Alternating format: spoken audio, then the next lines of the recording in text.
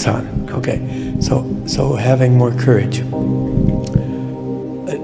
So I'm aware that my thoughts manifest. And so in a sense, I'm the center of my own universe. Yes, you are. And and you are your own universe. And so I question why it's so dramatic a lot lately. Since in my universe there was a guy over in Russia making a stand to whatever they're. I don't really know politics. I don't know.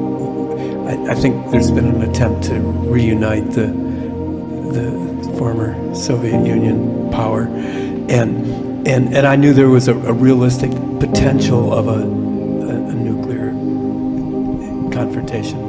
And so I this last 2 weeks I've kind of gone through. The first night I walked in here, I said, there's enough people in here we could actually change the world. And I listened to the sacred knowledge of vibration. It's on YouTube. It's beautiful. I'll get to a question eventually here. I'm just trying to lay some background about why I vacillate between being a coward and courageous. And because I think it would be more fun to be courageous more of the time, because cowardliness in my being kind of contracts, so this is. I'm making all this up, but it is actually possible that we are on this. We have. You were talking about multiple parallels when I first came in here. That we are right at that where our God wouldn't let this planet get destroyed by our stupidity. It already has been destroyed many times over in parallel realities. Because God allows all things. Yes, thank you. So I'm asking questions. So which part do you wish to experience? Which version? Well, I want to come here and be one of the many that help save our planet, our beautiful You can planet. create that illusion, but in a sense, we should realize that there is many versions that have already been destroyed, and there's endless versions that will never be destroyed, and we never help one version become the other. We simply move from one version to the other. Does that make sense? One version will always be one version.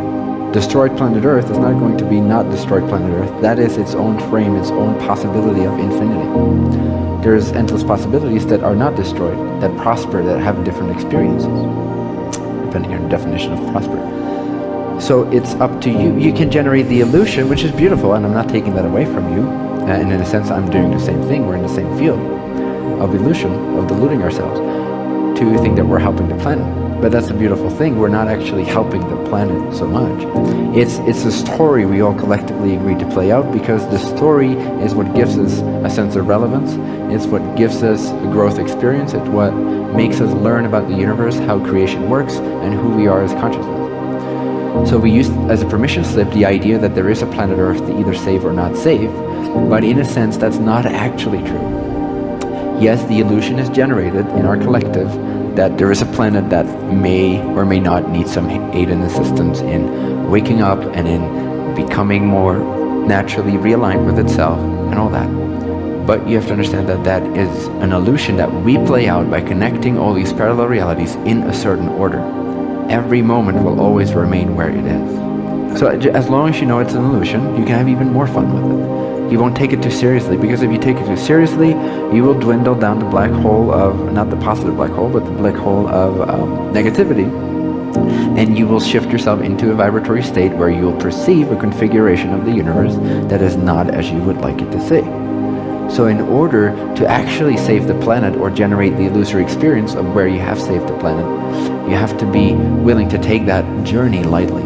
Because if you take your journey too seriously, it's a negative energy. Negative energy attracts negative realities, and you'll attract the opposite of what you actually prefer. Right. I'm fairly confident the Earth is a living being, and that it will survive no matter what the 7 billion of us decide collectively. Well, we have already decided upon infinite different versions. You see? Nothing new is going to happen. Oh. Do you understand that? Okay, there's nothing new under the sun or the future already exists now, and infinite futures exist. Infinite parallel futures exist. Right on. So we're just creating one right now, you and I. Yes. And everybody here. Yes. There's And infinite everybody 2000. live stream. There's infinite 2050s that all have played out in very different ways that already coexist right now. You're simply choosing this particular year and timeline moment, Yeah. and parallel to this particular year timeline moment, there's infinite other versions of that same particular timeline moment, but completely different, 100% different universes.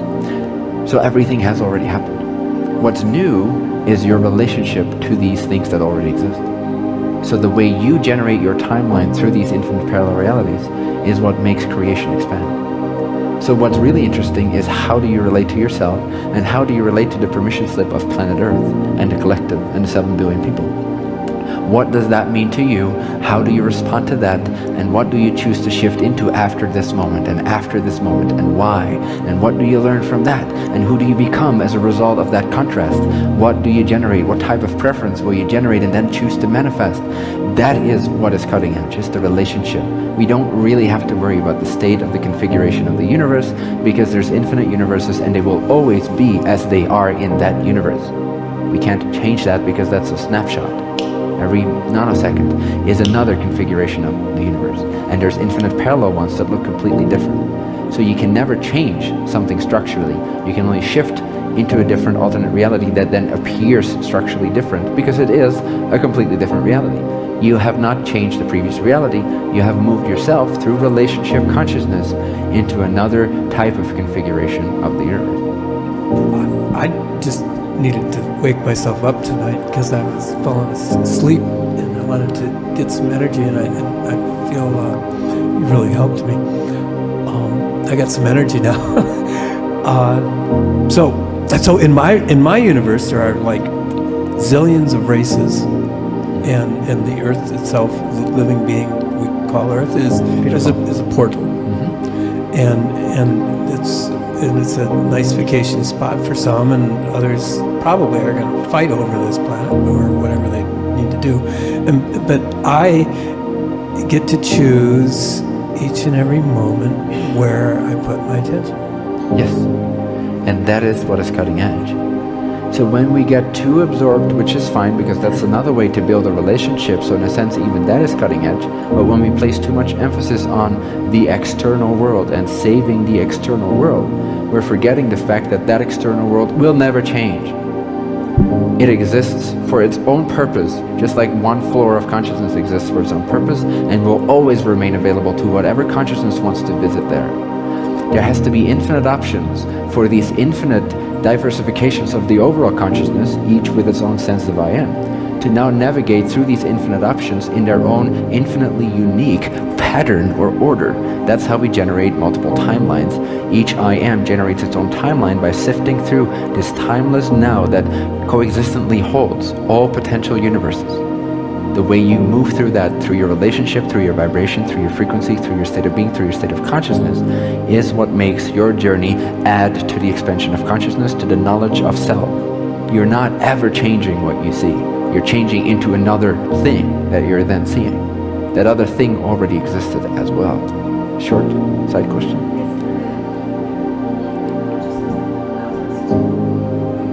Is it the human consciousness that allows us to move into different realities? If these realities exist and they're static, yes? How are we able to not be static? We are, but we're moving through parallel realities where the body is in a different position. So you're never changing your body either. You're changing the body that you embody. It's a completely different body every nanosecond. This body, let's say we could freeze this moment to one parallel reality, just staying in one parallel reality, not moving to the next.